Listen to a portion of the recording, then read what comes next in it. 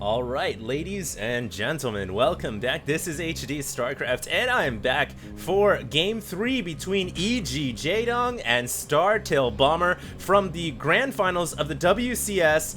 And, well, I just gotta say that Jaedong so far is not doing very well. Total on my channel, he's lost like 5 or 6 ZvTs in a row now, and he's down 2 games already in this set, and I don't know what Jaedong is gonna do, but he's got to get it together. There's just something about him, and going into the late game nowadays against Terran and dealing with Widow Mines, Marines, and all the craziness that Terrans can bring now that is causing him a lot of issues. And Bomber, I've got to say, has been playing a fantastic match, very similar to Polt, taking it in the mid to late game and just pounding away at Jaedong with consistent, solid macro. Marines, Widow Mines, they are just so good, and when you've got medevac support for them too, I mean, it just becomes very problematic for Zerg.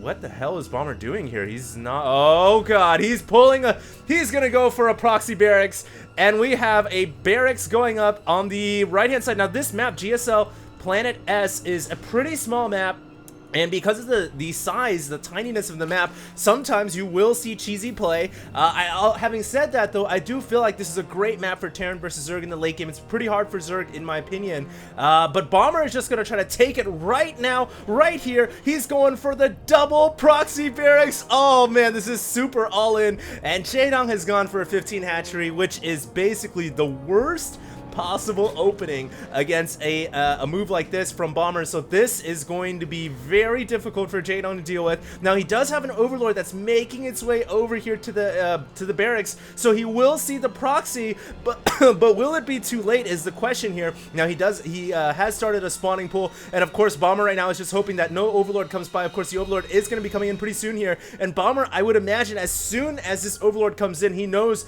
that the jig is up. He's just going to start rallying Marines over to the natural. There's no reason to have them waiting here because, you know, the Zerg already knows what's going on. But Jaedong pulls his Overlord away and actually does not reveal the fact that he saw the barracks, or at least he did see the Marines. So he's got to assume at this point, okay, it's an all-in, and he has got to get a bunch of Zerglings out right now.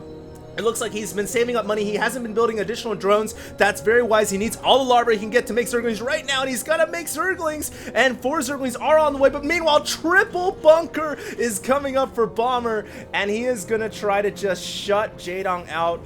Oh, this is terrible news for him, and I guess we're going to find out if Jaedong is going to be able to deal with this. But this is one of those builds that, you know, it's hit or miss, it's win or lose, and really it's going to be pretty tough for Jaedong to deal with this. Now he does have 2 spine crawlers coming up behind the hatchery. These spine crawlers will need to be uprooted and brought closer so that they can actually attack these bunkers. Meanwhile, SCVs are going to start to drill these hatcheries down.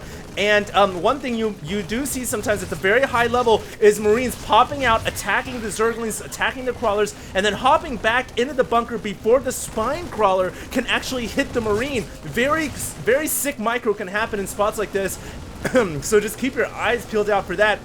As these spine crawlers do come up, we do have SCVs, of course, behind the bunkers as well, which just makes it even harder for Jaedong to break. He does have Queens in position here to try to take out these buildings, but the Marines are just continuing to hop around between the bunkers, and of course the SCVs are behind them and repairing them, making it very difficult for Jaedong to deal with this. He might lose a Queen here, has to also be careful about losing units of his own here, and the hatchery, of course, is taking damage. It is bleeding now in the red. One bunker may go down here, and if that bunker falls down, it's going to be a huge breakthrough for Jaedong. But the spine crawler goes down, and Jaedong not able to take out that bunker. Now it looks like he will be able to maybe kill off the one on the bottom, but his hatchery has fallen. So too little too late, I suppose. And really, Bomber doesn't lose anything at all for this investment. For what he's done, he basically will be able to salvage these bunkers, or, you know, maybe he'll lose the bunkers, but he doesn't lose the Marines, he doesn't lose the SCVs, and he has basically crippled Jaedong by killing off his natural expansion. Now we can see a bunch of Zerglings coming out here, but this is, I think, going to be just pretty much GG for the Zerg player Jaedong. There's really not much you can do to recover from a situation like this. And Bomber now dropping down mules because he's lost all of his SCVs, so why not mule up the bunker? And he's going to do just that. Meanwhile, the Queen's now getting picked off. And it looks like GG is going to be called. So Bomber was victorious in game 3. That's 3-0 to Jaedong.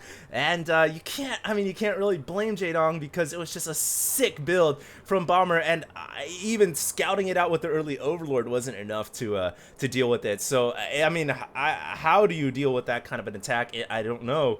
And unfortunately for Jaedong, I think not going 15 hatchery is the key. If he had gone for pull first, then he probably would have been able to hold this off. So unfortunate for him there. We are going to go on to game 4. I'll see you guys there, and this is HD signing out.